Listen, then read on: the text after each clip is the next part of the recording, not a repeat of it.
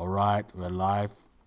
Welcome to episode 72 of the Baduk Weiqi Podcast. I am Xiao Dai. And I'm Gaza. Gaza, you are so excited. I can't believe how excited you are.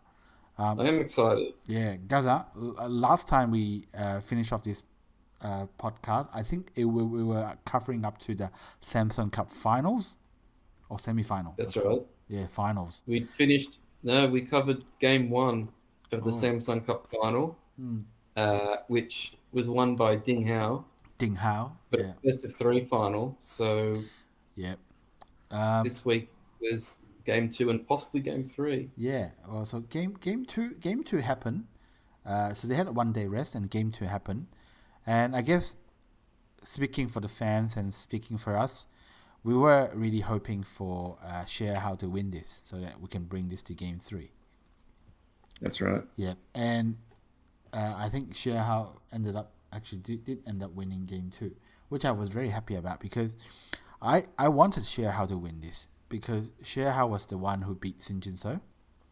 And of course, being a Chinese Weiqi fan, Seongjin is the biggest obstacle to any Chinese player winning the any title. So I was rooting for Xie Erhao. I don't know, what about you, Gaza? I was rooting for a game three. Yeah. So I wanted Xie Erhao to win game two. Yeah. Now I don't know if game two was very eventful. I mean, it was a very good game still. There was some really interesting stuff being played there. But guys, I think we had a look at game three. I don't know if you want to talk about it. I think it was a very interesting game as well. Well, game three was an extremely exciting game. Yeah. I wasn't lucky enough to be able to watch the whole thing live because I had to actually travel to my Go Club. Go Club, yeah. Yeah, halfway through the game.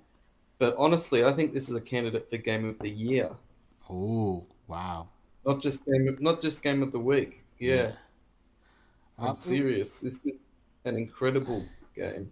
Yeah, I mean, to me, it was a very, very, very tense game. And I think it got down to the wire. Now, Gaza, there were some questions about when White's in this shape, why does White play one more move? I guess it's to stay alive, I guess. If Black plays there, I guess... Yeah, White played this move here to... White I think, can just barely keep their group alive. Now, White here is Xie Erhao, by the way. Yeah. Black is Ding Hao. And White has to play there, I think, if he wants his top right group to stay alive. I think White to sacrifice those stones and play elsewhere. Yeah. If Black then decides to play one more move to kill it, then White gets two moves, basically. Yeah. To play elsewhere. Yeah. For a human, that's a difficult sacrifice to make so early in the game. So Xie Erhao plays one more move in the top right to keep his group alive, but it does suffer for quite a few more moves. Now, Gaza, what's remarkable about this whole sequence is that of course, White just plays a lot of moves on the second line. And let's jump to the end results, okay? Because what ended up happening was that White actually ended up living with this group. This White group, after adding one more move, this group is live. But almost all the stones are on the second line. And what's remarkable about this is that even with this outcome, the win rate is still basically even. And so this what AI is saying that is this Black's War is basically just almost as valuable as just this all his second line stones. And this is so remarkable. And I think Xie Erhao must have studied this kind of sequence. Well, you would have to say that the Black. Oh, sorry. Yes. Yeah. I was going to say, yeah. I mean, he must have studied it with AI because this is this white stone here limiting Black's war is very prescient. Well, you would have to say that the black wall is worth more than white's territory because white also has the stones at the bottom Right.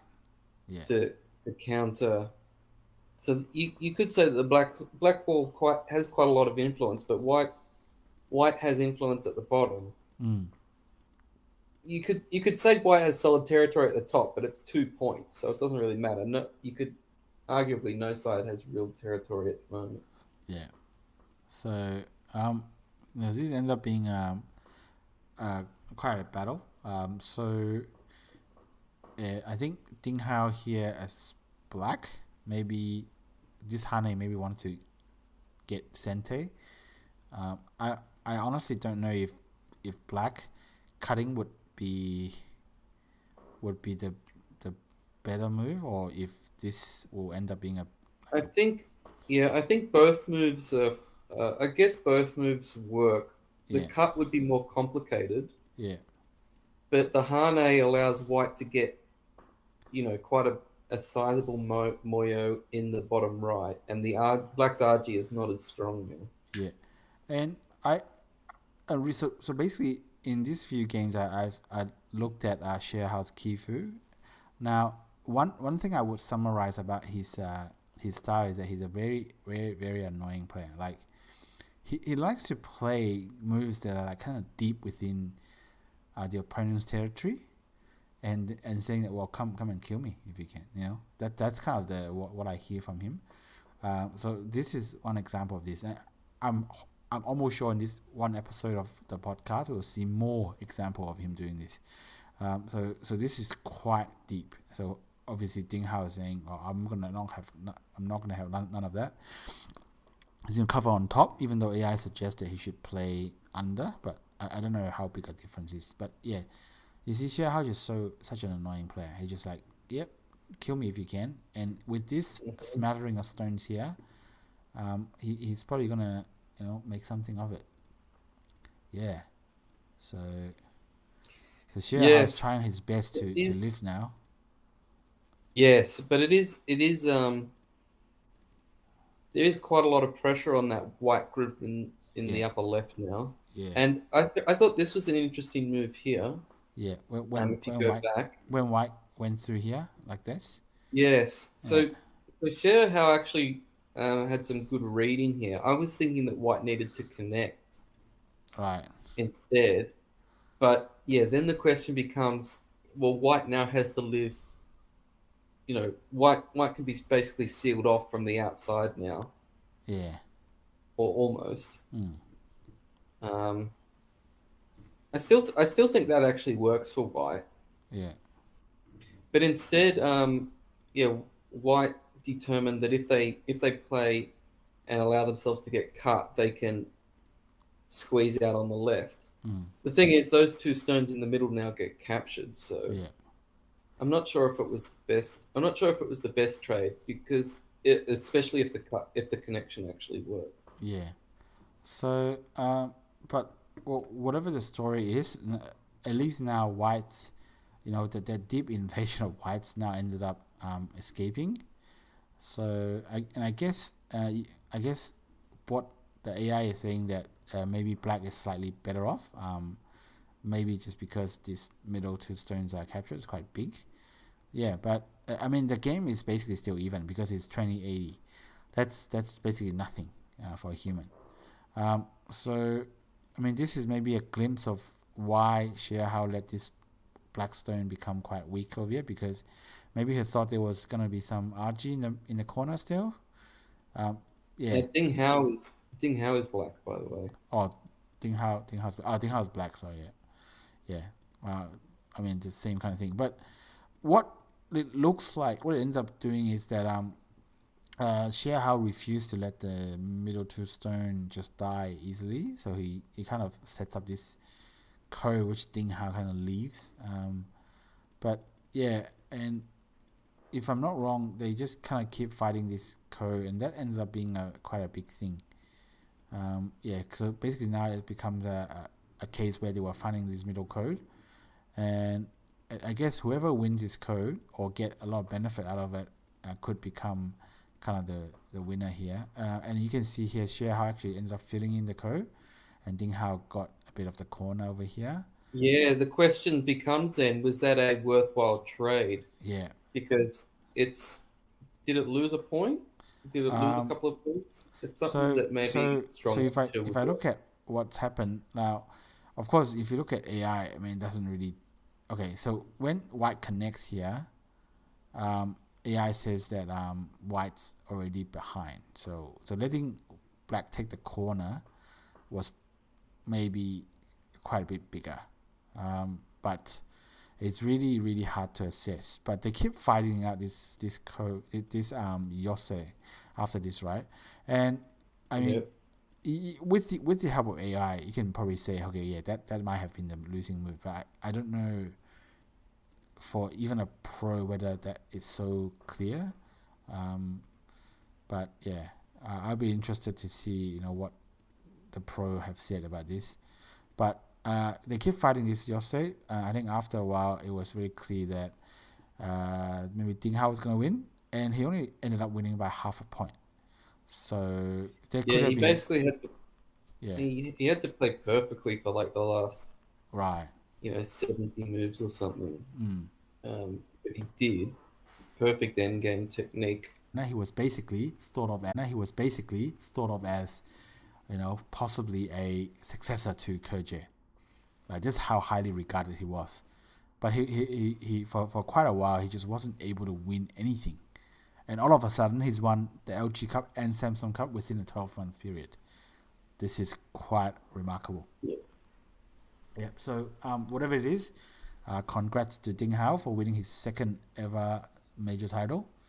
And unfortunately for Xie Erhao, even though he's done the hard work of beating arguably the player that was with the best chance of winning this tournament, Xinjian, he was not able to overcome Ding Hao to claim his second international title ever. So again, congrats to Ding Hao, but it is what it is. But well, guys, after this game, it didn't take long for Xie Erhao to get back into action, because because the Nongshim Cup happened. Now, guys, let's quickly give a recap of what happened in this year's Nongshim Cup at the beginning.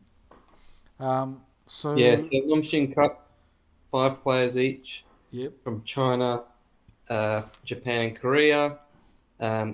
Each game is 1v1. Mm-hmm. The loser is eliminated. Plays the next. They keep playing until 2 countries have run out of players. Yep. And the final country remaining wins. Yep. Now, initially, Xu Shaowan from Japan beat Seongjin from Korea. Yep. And Xie Erhao beat Xu Shaowan, Xie Erhao from China, of course. Yep. Then Xie Erhao beat Byun Sang-il from Korea. And then Xie Erhao beat Shibano Torimaru from Japan. Yep. So after that concluded the stage 1. Yeah. That's right. Yeah. And basically after stage 1 they have a bit of a hiatus, and now we have stage 2 coming back. So Gaza, now if I listen to you correctly, they're basically, China have not even lost one player yet.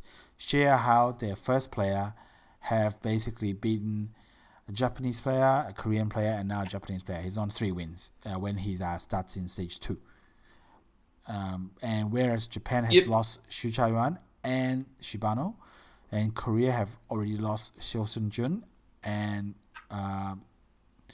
Byung Sang-il. Yep. So Japan and Korea are 2 down. China have all 5 players still to go, and Xie Erhao is just the first player. And this is when I wanted to say about Xie Erhao's style. So he starts the second stage with a challenge from Seongjin. So Seongjin, of course, is a veteran. From Korea. From Korea, is a veteran. He's been there for a long time. So so this is the fighting at the beginning of the game. So this is I want to show this move because it showcases how how annoying Xie Erhao is as a player. Like I would hate to play with him against a player with his style. Okay, so this is black here is Won Seongjin, Xie Erhao is white. So Won Seongjin already invested one more move here, uh, and of course this puts pressure on these two white stones. So what does Xie Erhao do? He's saying, "Who's the weak one here?" He plays one more move inside black's territory, basically, to say, well, your black stone here is not even alive, so let's work out what it is. Of course, AI suggests running out, but no, Xie Erhao doesn't do that. He decides to jump in. And he says tries to separate black as well. So that's the kind of player he is. Just super annoying. And of course he's annoying because as black you can't kill him. He keeps on running around. I'm sure Won Seongjin tried really hard here to threaten white, but white just gets out pretty unscathed. So pretty annoying player. So Gaza, would you expect Xie Erhao to win against Won Seongjin quite a bit, more like maybe more easily than other players, given that Won Seongjin is a bit of a veteran? No, I expect him to win, but Yeah, it's not because Xie Erhao's clearly in good form at the moment. yeah. But He just made the Samsung Cup. Oh, by the way, Won Seongjin being a veteran has nothing to do with it. So. Okay, but I mean, like players of Won Seongjin's age, right, in China, like Guli and Kongjie, they're basically retired. Yeah, so Yeah, but Won Seongjin isn't. Won Seongjin isn't. So. Won Seongjin isn't. Yeah, and like the second interesting move I thought in this game was when Won Seongjin played this. I do remember the commentary saying that they feel like this game was a bit too much, but whatever it is, I guess it kind of sets up maybe an interesting fight. But I think Xie Erhao didn't lose out. Like, just look how annoying Xie Erhao is. He's like, he attaches, and when Won Seongjin says, "Okay, I'm gonna push and cut you," and he said, "Okay, I'm gonna try to live inside your territory again," like, and he succeeds. Like, it's really annoying. But anyway, whatever it is, I was kind of expecting Won Seongjin to do much more poorly, but I think what ends up happening, I didn't read any of the commentary or anything, but the margin didn't suggest that Won Seongjin did so badly, because the margin at the end was Xie Erhao by half a point only.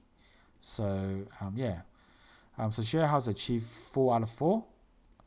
And but the fourth game was possibly a very close one, because it's only half a point, and it got down to the wire where there's a lot of yosei. So Xie Erhao won another one, very interesting. And then next up is Ichiriki Ryo versus Xie Erhao. I honestly don't remember. Ichiriki Ryo is from Japan. Yeah, from Japan. Yes, I honestly don't remember too many interesting things in this game, but Gaza, were you expecting, like, did you have any hope that Ichiriki was going to win this game? Like, any hope at all? Yeah. Yeah? Not much, though. Not much, but yeah. You didn't really think of it. Yeah. I think even though I would have to say maybe it looks like Xie Erhao led this game for very much of the game, but of course, as you know, one mistake somewhere can mean that you lose the game. Now, and according to AI, at some point, Ichiriki, if he had found the right move, but AI says that it's got an 8% chance of he would be at 92%.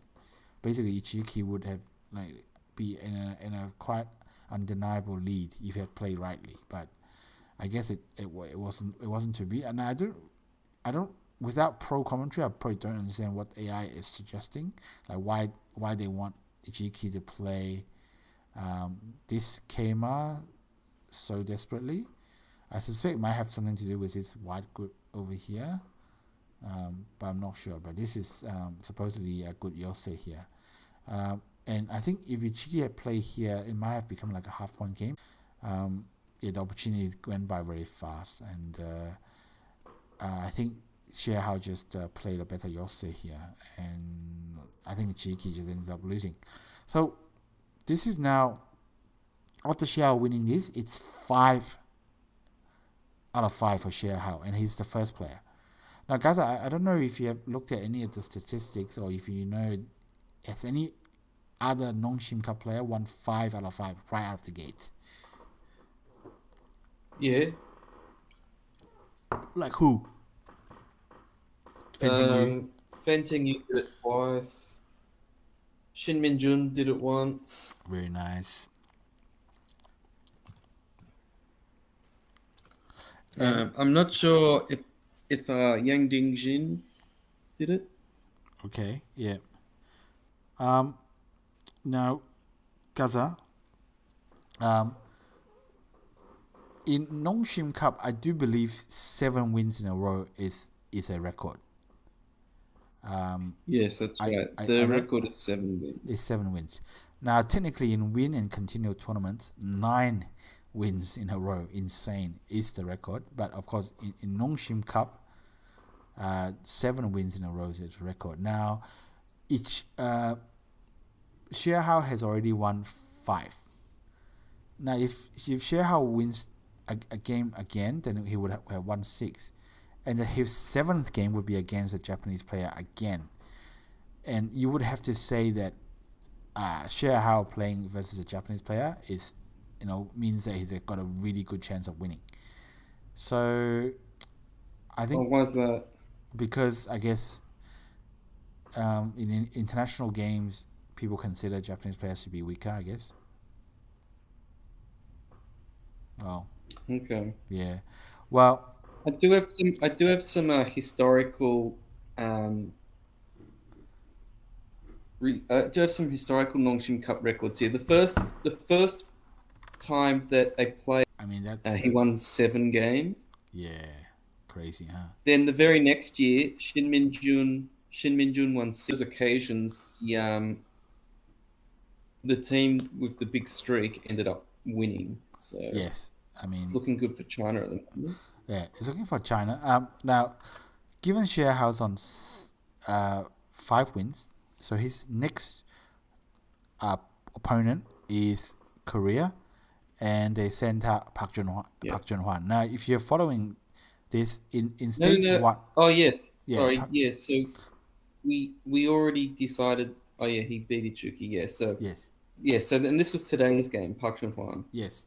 Now, if you remember, in stage 1, Korea is already 2 down, and in stage 2, one Seongjin lost, so Korea is 3 player down. And what's remarkable is none of their first 3 players have even been able to win 1 game. I don't know if that's ever happened before. It might have, but it's not looking great for Korea because they lost the first game to Japan. So therefore, Japan actually has 1 more player than Korea, always, if this record continues. So what we're looking at here is Xie Erhao playing Park Junghwan, and I do believe Xie Erhao play pretty well. Interesting in the Kifu, but yeah. So Xie Erhao played very well against Park Junghwan, and again. I think, Xie Erhao is white in here. Again, he does this thing where he plays within the other player's influence and tries to live, like just super annoying kind of behavior. And he always manages to do it as well. So, yeah. Well, this whole white group here probably ends up being okay. So, yeah. And guys, I think... Maybe I don't really understand this move over here. I think maybe just black is desperate to find a like a Sente move, because I thought black could Atari and then connect, but I guess that's Gote. So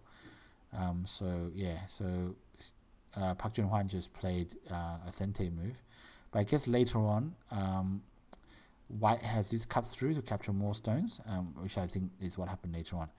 I don't know whether it's good or not for who, but letting someone capture like quite 3 stones in like and making the group totally strong is normally not something I often see in a pro game. So I thought that was quite interesting.